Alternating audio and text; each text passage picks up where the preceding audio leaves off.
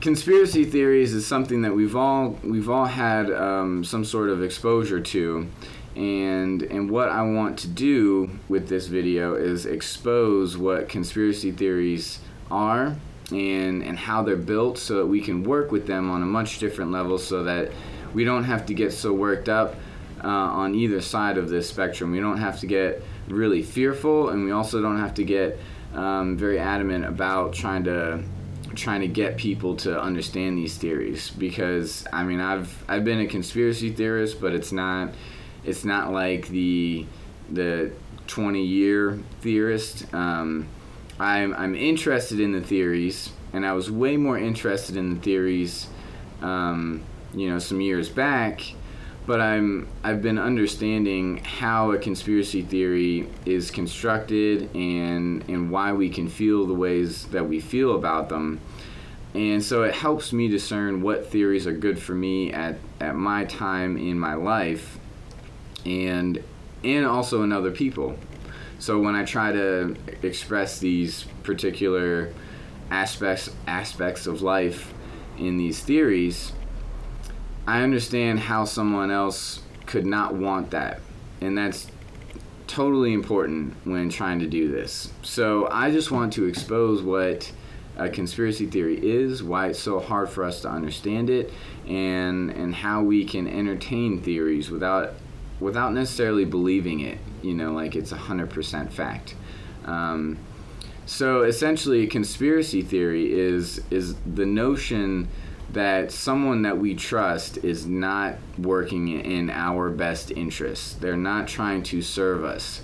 Every theory that I've come across has been one that is dark and sinister, and it's against humanity or whatever the scope is, but it's usually against some humans. And so the people that have power are not necessarily using it the way that we trusted them to use it. And so that's the emotional side. So these theories aren't as understood because we emotionally get caught up in that let's say distrust. We're like, how could our leaders do that? How could our leaders not be in our best interest, not serve us in our best interest? And so it's very hurtful. We don't even consider all the variables, the intellectual variables that play into how that's possible. And so that's the basis of why we don't want to necessarily be open to the idea that the people in power don't necessarily listen to the people that they're trying to serve. They have their own agenda, and so it makes it a very self-centered perception from the leader side, because they have their own agenda and they're not really considering the people, yet they'll tell the people that they're considering the people and their desires and wishes about society. So that's what we don't want in a leader. We want a leader to be selfless, someone that can spread the love to everyone and be genuine in it and transparent. But the theory essentially connotes that they're not being as transparent. They're telling us one thing and living another thing, and so it creates a very weird vibration, and that's a vibration that we don't necessarily want to deal with, and it feels weird and it hurts. So when we understand the difference in what they're speaking and what their intentions are, it creates a feeling within us that we don't necessarily want to acknowledge, because that energy feels weird. But that's the emotional side. When we intellectually look at it, there are a lot of variables that can add up to exposing their intentions, and so we're not necessarily looking at their words, and in those intellectual variables, the information, the details, they can pile up and create a very reasonable theory that's like, hey, I can't necessarily deny this. As much as my emotion wants to say, I can't believe that they would do such a thing, my intellect might say, well, damn, they got a point. Or whatever the theory is, it's got a point. And how am I really supposed to deny that on paper? So we play this game between our emotions and our intellect, and that's why these theories don't necessarily work out. But another aspect to it is not only that dynamic, but it's also the scope. So as we scale ourselves out, let's say we start at a city level, and we say, yeah, I could see how an urban planner or the mayor or whoever is constructing this town, they may take in our tax dollars, because that's energy that we've earned, and we give it to them. We entrust them with our tax dollars, and we say, hopefully you spread that around evenly to how we all want it to be used. I understand that it's not necessarily going to be used exactly how we all want it, because that's kind of impossible. Some people are going to have to lose in that, but hopefully we all understand where it's going. And so on a city level, we may see all these things, and we may understand that it doesn't necessarily work out the same way that we want.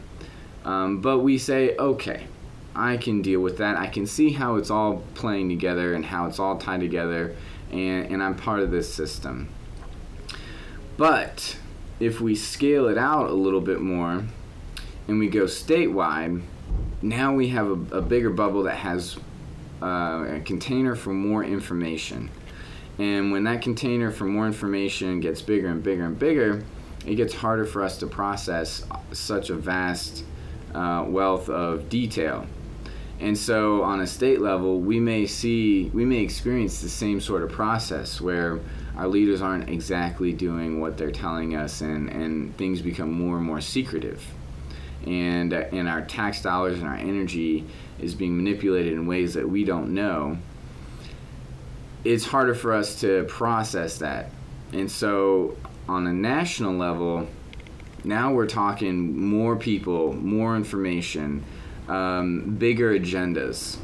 So it takes more, it seems like it takes more drive to figure out how to implement that agenda. And that's what's even harder for us to emotionally deal with. Because now we're like, damn, that's such a level that I can't even imagine how it's all constructed. So that means that someone who did construct it in that manner would have to really sit down and plan this thing out. And that's even more emotionally hurtful. And that's just a national level. Because a lot of us live our local lives, and we just, like I said, we just look at it in terms of the city and whatever city we're in. We see the society and how it's constructed, and as we get bigger and bigger and bigger, the understanding of us kind of slips away, and then we just throw it to the leader, and hopefully they're in our best interest, and they do all the work behind the scenes and all that. But I just scaled it out to a national level. Imagine going global with these theories, because there are some of them that go globally. So I'm talking Illuminati, I'm talking the ruling elite, a very few group of wealthy families that are essentially setting up society, human society. Now I'm not talking city, state, national. This is the entire planet, and it doesn't even end there. It goes interstellar. So now we're getting into ET beings, extraterrestrial beings, and they all seem to have agendas. And it just gets harder and harder and harder to process such vast information and see that, wow, yeah, someone could intentionally do all that, and this is how. And then you lay it all out, and it's just so much for us to process that we just can't deal with it. So we just have to really understand.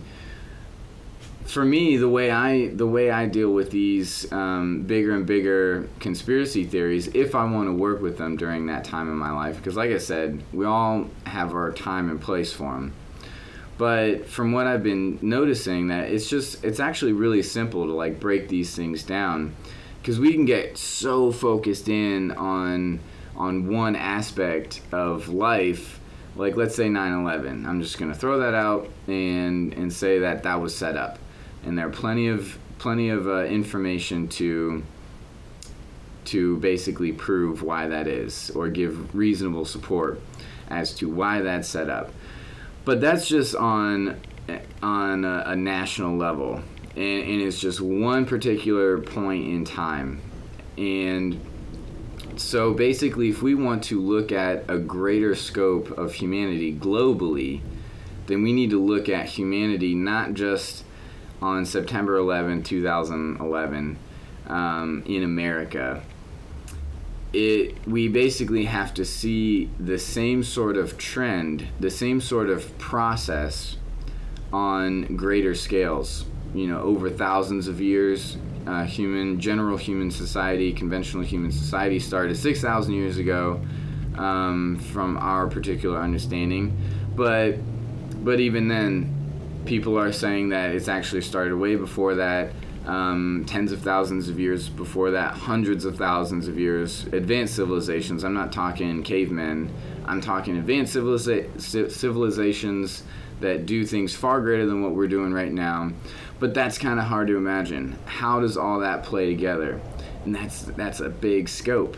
And it not only takes 7 billion people, not saying it was 7 billion back then, but we have to piece everything together over hundreds of thousands of years, and possibly even incorporate beings from other planets that have their own cultures and their own intentions, and how all that plays into what we experience today.